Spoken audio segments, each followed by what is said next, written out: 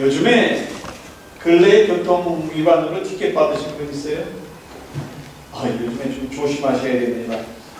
장난이 아닙니다. 티켓 하나 받으면.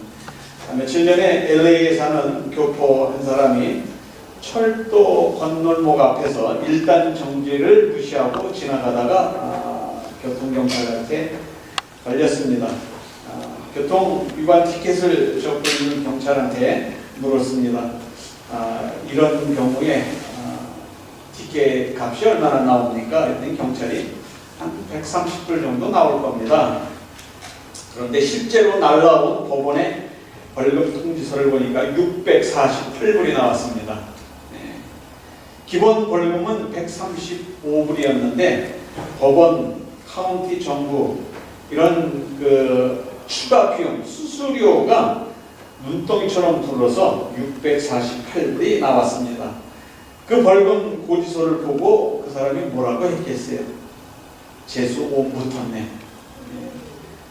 티켓 하나 받으면 요즘에는 정말 재수 온 붙은 것처럼 그냥 눈덩이처럼 불어서 일주일 동안 일한 것이 그냥 헛것이 되어버릴 정도로 많은 벌금이 나옵니다.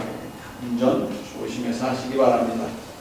그런데 복음서에 보면은 대박 맞은 사람이 하나 있습니다. 예수님께 고침을 받은 38년 된 그런 환자가, 걷지도 못하는 환자가 그냥 하루아침에 일어나서 걸을 수 있는 그야말로 대박 맞은 그러한 환자가 있습니다. 예루살렘 양문 가까이에 베데스다라는 연못이 있고 그 주위에는 행각이 5개가 있다고 했는데 그 연못 주위에 있는 행각 5개에는 걷지도 못하고 앉지도 못하고 때로는 움직이지도 못하는 그런 환자들이 늘비하게 진을 치고 앉아 있습니다. 왜냐하면 때때로 천사가 내려와서 그 연못을 동하게, 연못의 물을 이렇게 흔들리게 하는데 그 물이 흔들릴 때, 물이 동할 때 먼저 그 연못에 들어가는 사람은 어떤 병이든지 낫는다 하는 그런 전설이 있기 때문에 그 전설을 믿고 환자들이 다 그 주위에 진을 치고 있는 겁니다. 근데 이 38년 된 환자는 38년 동안 그 안에 그 곳에 진을 치고 있었지만 들어가려고 해도 남들이 먼저 들어가기 때문에 들어갈 수가 없는데 예수님께서 오셔서 그 환자를 그냥 고쳐주신 거예요. 그야말로 로또 맞은 거죠. 마른 하늘에 벼락 맞을 확률. 그런 식으로 38년 동안에 있었는데 어느 날 갑자기 그냥 일어나서 자기 자리를 들고 걸어가는 기적이 일어난 겁니다. 성경의 말로 표현하면 이것이 하나님의 은혜다. 그 사람처럼 전혀 은혜 받을 준비도 돼 있지 않고 내가 무엇을 잘 했기 때문에 내가 은혜를 받겠다 그런 것도 아니고 또 내가 하나님 앞에 이 정도 했으니까 하나님은 날 뭘 주시겠지 그렇게 기다리고 있는 상태도 아니었는데 느닷없이 하나님이 와서 나에게 은혜를 주신 겁니다. 이와 같이 은혜는 아무한테나 주는 것도 아니요 기다린다고 해서 주는 것도 아니요 그냥 하나님이 하나님의 뜻대로 선물로 주시는 게 은혜다 그렇게 얘기를 합니다. 신앙은 곧 은혜다. 그래서 그 은혜를 받은 사람이기 때문에 오늘 우리가 이렇게 다 나와 있는 겁니다. 근데 이렇게 나오기 전에 야, 너 예수 한번 믿어봐라. 여기 있는 사람들 누구나한테 그런 말을 한번 했을 거예요. 너 한번 예수 한번 믿어봐라. 그러면 그게 하나님의 은혜가 그 사람한테 전해지지 않았으면 난 믿으라고 해도 그 사람 못 믿습니다. 근데 이렇게 잘 신앙생활을 하고 있는데 어떤 사람이 와서 야, 교회를 나가기는 왜 나가니? 쓸데없이 왜 시간 낭비하고 교회 나가니? 교회 나가지 말고 오늘 그냥 우리 놀러 가자.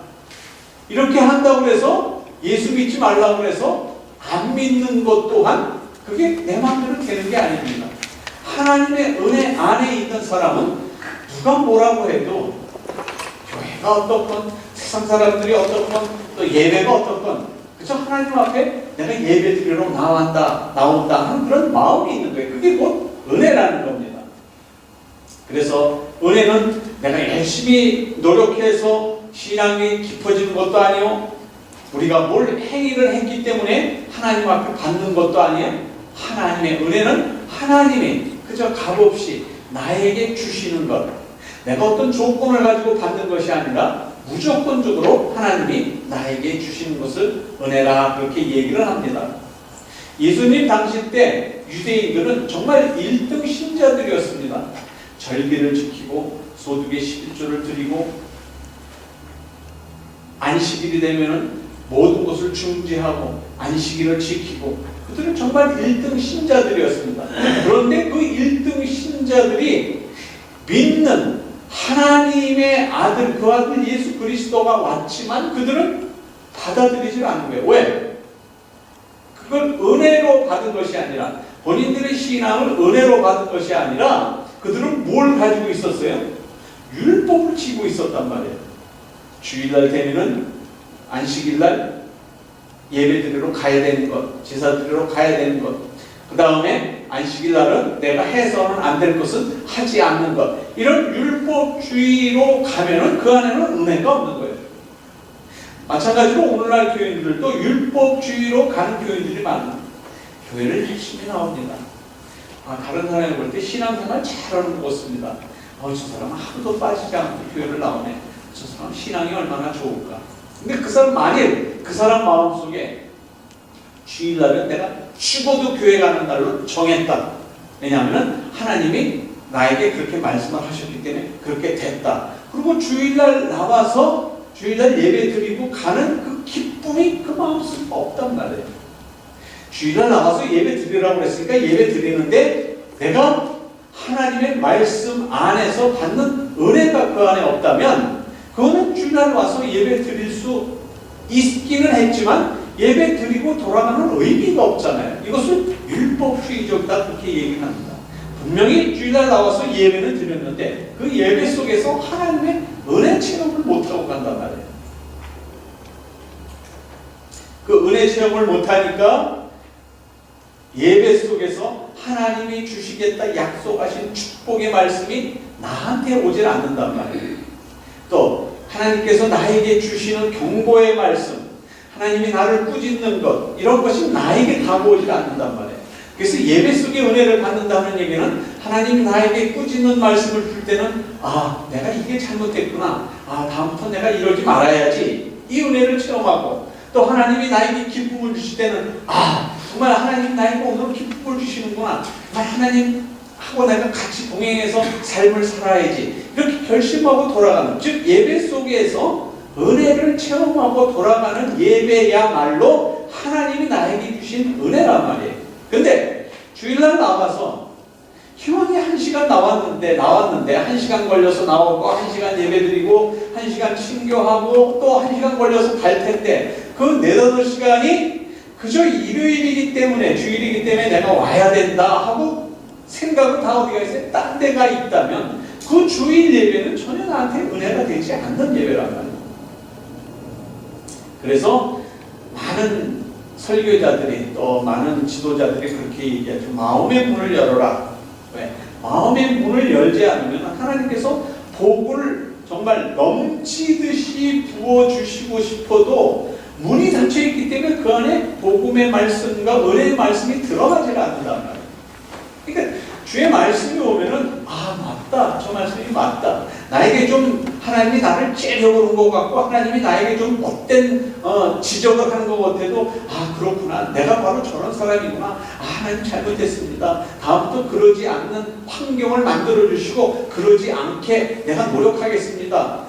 그러고 나서 하나님이 나한테 주시는 은혜를 체험하고 돌아가야 그 다음부터는 내가 변화된 그런 삶을 살 수 있는데, 예배 나오라고 했으니까 나온다, 나에게 지적당하는 말씀을 주면 오늘같이 기쁜 날 나와서 예배 드리는데 왜 저런 말씀을 나한테 주셔서 내 마음을 이렇게 괴롭게 할까?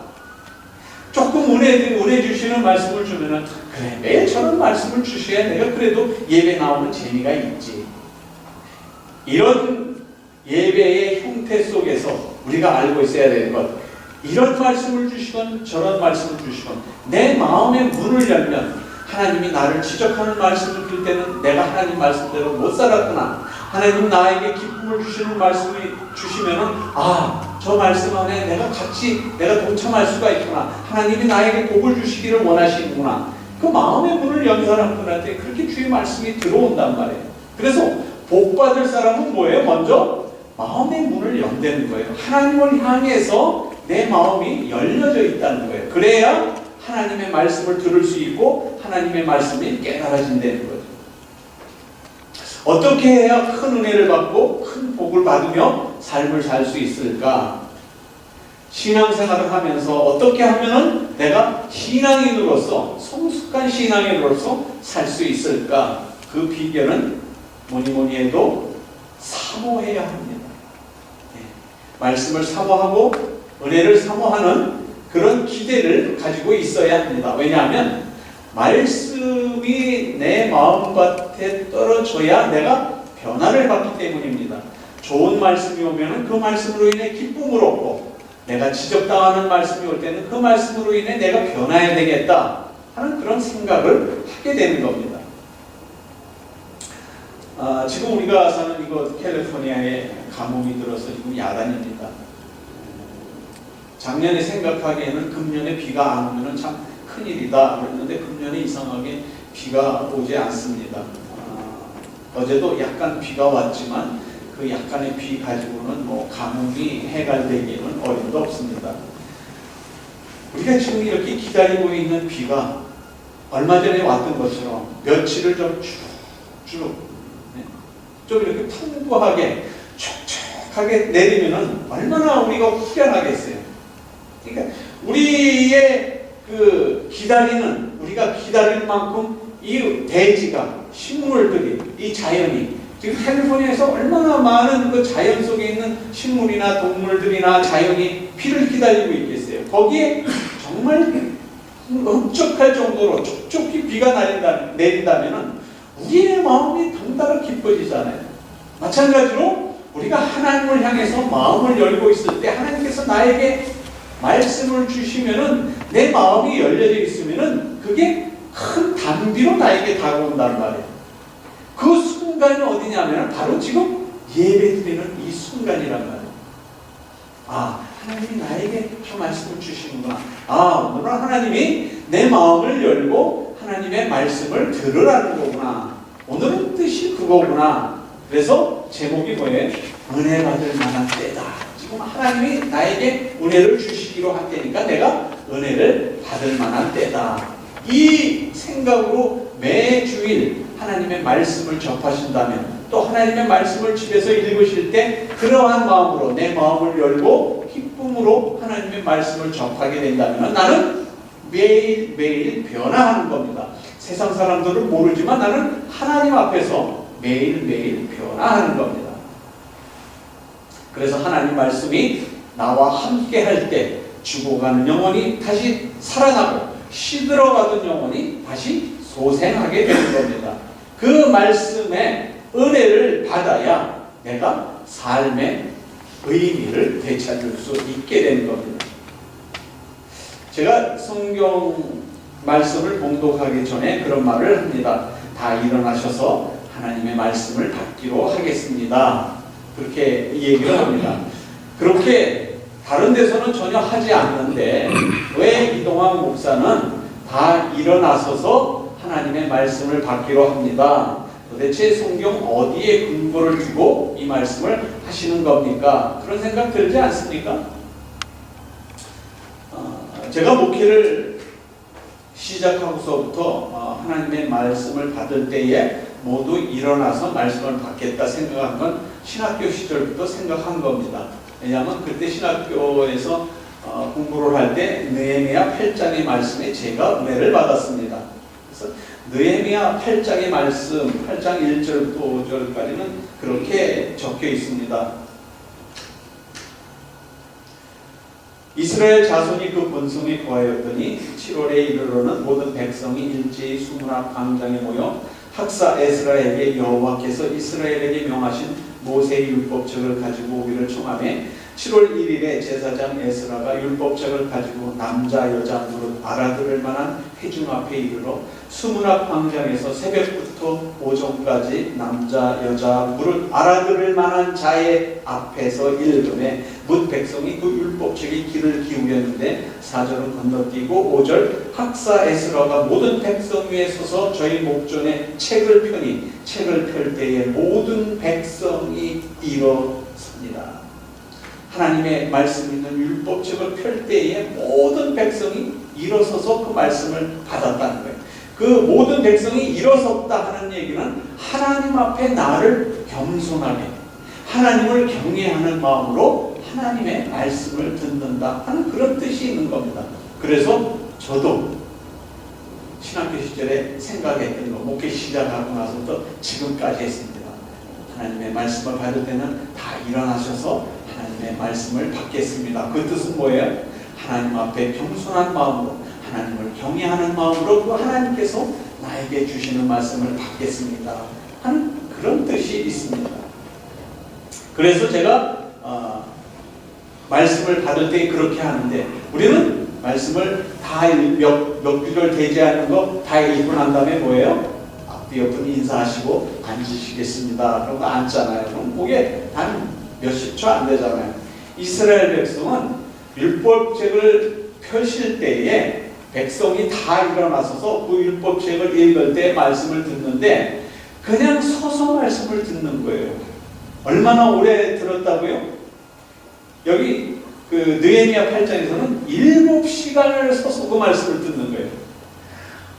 아니 지금 우리 30분 설교하는데 다 앉아서 하는데 아마 30분 설교하는데 다 서서 말씀을 듣겠습니다 그러면은 한 5분 지나면 우리 노인분들 다 다시 앉으실 거고 그 다음에 한 10분 정도 되면은 한 50, 60 됐으면 앉으실 거고 그 다음에 한 20분 정도 되면은 아마 몸이 그 배에 틀릴 겁니다. 그런데 이스라엘 백성은 하나님의 말씀이 전해질 때에 하나님의 말씀이 선포될 때에 7시간 정도를 모두 다 서서 그 말씀을 받았단 말이에요.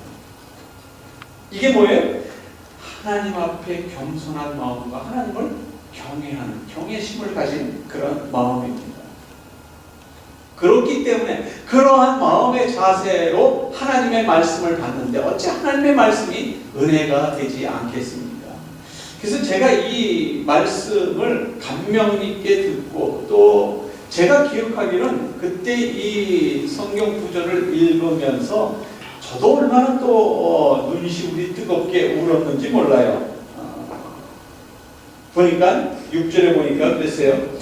에스라가 강대하신 하나님 여호와를 송축하며 모든 백성이 손을 들고 아멘 아멘 응답하고 몸을 굽혀 얼굴을 땅에 대고 여호와께 경배하느니라.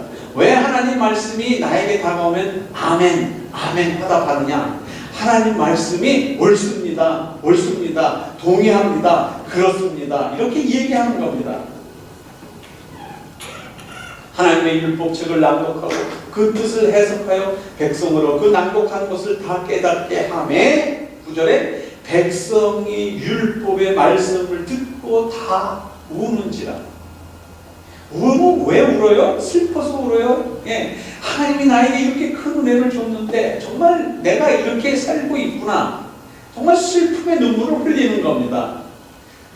총독 느헤미야와 제사장 겸 학사 에스라와 백성을 가르치는 레위 사람들이 모든 백성에게 이르기를 오늘은 너희 하나님 여호와의 성일이니 슬퍼하지 말며 울지 말라 하고 10절 느헤미야가 또 이르기를 너희는 가서 살찐 것을 먹고 단 것을 마시되 예비치 못한 자에게는 너희가 나누어 주라. 이날은 우리 주의 성일이니 근심하지 말라. 여호와를 기뻐하는 것이 너희의 힘이니라. 그러니까 말씀을 듣고 그 말씀이 나에게 은혜되면은 하나님 나에게 이런 말씀을 주셨구나, 이런 은혜를 주셨구나. 정말 하나님 말씀을 주셨는데 그 말씀이 나의 심장을 도려내는 듯한 나를 책망하는 말씀으로 들릴 때는 하나님 용서하여 주시옵소서. 내가 지난 일주일도 하나님 말씀대로 못 살았네요. 그 울음 뒤에, 그 하나님의 은혜 뒤에, 그 예배 속에는 뭐가 있는 거예요? 하나님을 향한 내 마음이 열려있고 하나님을 향한 기쁨과 하나님을 향한 경외심이 내 마음속에 같이 있는 게 그게 예배란 말이에요. 한 교회의 영적 수준, 또 한 영혼의 그 영적 수준은 어떻게 알 수 있느냐? 하나님의 말씀을 어떻게 받고 하나님의 말씀을 받아서 그것을 어떻게 삶에 적용하느냐에 따라서 영적 수준이 나타나는 겁니다. 이 은혜를 받기 위해서 우리 모두가 결단해야 하는 겁니다. 어떤 결단이요? 내 상황이 아무리 나빠져도 주일날은 하나님께 예배드려야 되겠구나. 이게 부부가 신앙이 다 좋으면 괜찮은데 부부 둘 중에 한 사람이 신앙이 썩 좋지 않은 그런 집안이면 싸움을 하면, 부부 싸움을 하면 꼭 언제 싸움을 하냐면 토요일날 저녁에 그렇게 싸움을 한다는 거예요. 그러면 토요일날 저녁에 싸움을 함으로써 주일날 아침에 어떻게 해? 시무룩해가지고 여보 교회 갑시다. 나 안 가. 뭐예요? 이게 꼭 그런 식으로 사탄이 역사를 하는 거예요. 근데 그러한 상황일지라도 그러한 상황을 만들지 않기 위해서 주말만 되면, 금요일, 토요일 되면은 그러한 정도의 저 사람이 말을 잘못했다고는 금요일이나 토요일날 또 삐져가지고 교회를 안 나간다고 할지도 모르겠다. 그런 생각이 들거든 아예 시비를 걸지 마세요. 금요일날, 토요일날. 그래서 주일날은 예배를 같이 나올 수 있는 그러한 환경을 만듭니다. 제가 목회를 시작하고 나서 왜 전들 집사람하고 왜 이렇게 마음이 안 좋은 시간이 없겠습니까? 많이 있습니다. 그런데 제 아내가 일단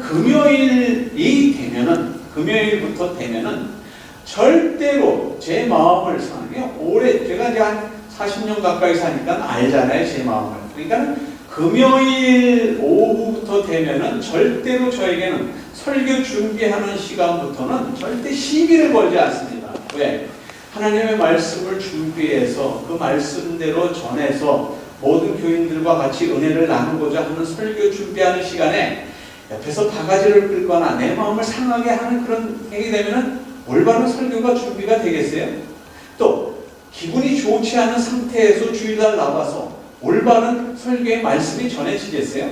그러니까 주말만 되면, 그렇다고 해서 뭐 주일날 오후 되면 같이 싸우는 거 아닙니다. 주일날 오후가 돼도 좋습니다, 관계가. 그러나 더 조심하는 것은 설교를 준비하는 그 시간만은 제 아내도 또 저희 아이들도 저에게 대해서 뭐라고 말을 하지 않고 접근을 하지 않고 옳은 설교가 준비되도록 많이 노력합니다. 마찬가지로 여러분들 가정에서도 주말이 되면은 주말에 하나님께 예배를 준비하기 위한 그런 가정이 마련이 돼야 됩니다.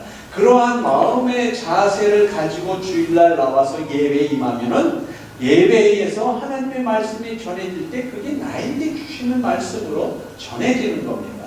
그래서 그 말씀으로 인해 내가 은혜를 받고 그 말씀의 은혜를 받기 위해서 내 마음의 문을 열어라. 하나님이 그렇게 말씀을 하시는 겁니다. 복음이 세상 종교와 다른 것은 바로 이겁니다. 복음은 하나님께서 우리에게 친히 찾아오신 겁니다. 하나님께서 이스라엘 백성을 만나서 이스라엘 백성을 한 백성으로 삼으신 것, 그건 이스라엘 백성이 잘나서가 아니라 하나님의 뜻을 그 한 백성에게 나타내시고자 하시면서 그 백성을 인도하셨습니다. 너희는 가만히 있어. 내가 너의 하나님됨을 알지어다.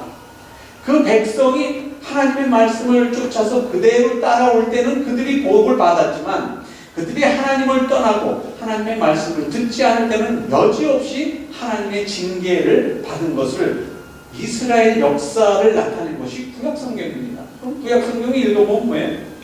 이스라엘 백성이 하나님 앞에 기쁨으로 나아가고 하나님 말씀 잘 들을 때는 축복을 받고 자자손손이 축복을 받을 것 못했는데 이방신을 섬기고 하나님을 만홀히 여기고 온 백성이 하나님을 멀리 떠났을 때는 여지없이 징계하시는 그 하나님의 채찍을 받을 때는 울며 불며 하나님 다시는 그러지 않겠습니다. 그러면은 또 다시 하나님이 용서해 주시고 다시 오게 하시고, 이게 구약의 역사예요.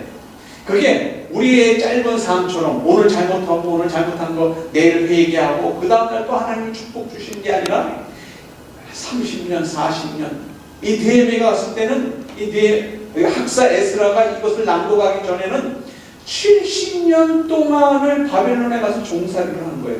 70년 만에 이스라엘 백성이 하나님의 죄 용서함을 받고 고레스 왕 원년에서 이제 너희들 나라에 가서 예배를 드려라. 그래서 와서 예배 드릴 때에 얼마나 감격하겠어요. 그동안은 할아버지로부터 아버지로부터 우리의 하나님이 이런 하나님이다, 너의 하나님이 이런 하나님이다 말로만 들었는데 이제 성전에서 하나님의 율법책을 펴고 하나님의 말씀을 직접 받을 수 있을 때에 그들이 어찌 일어나지 않고 하나님의 말씀을 받을 수 있겠느냐.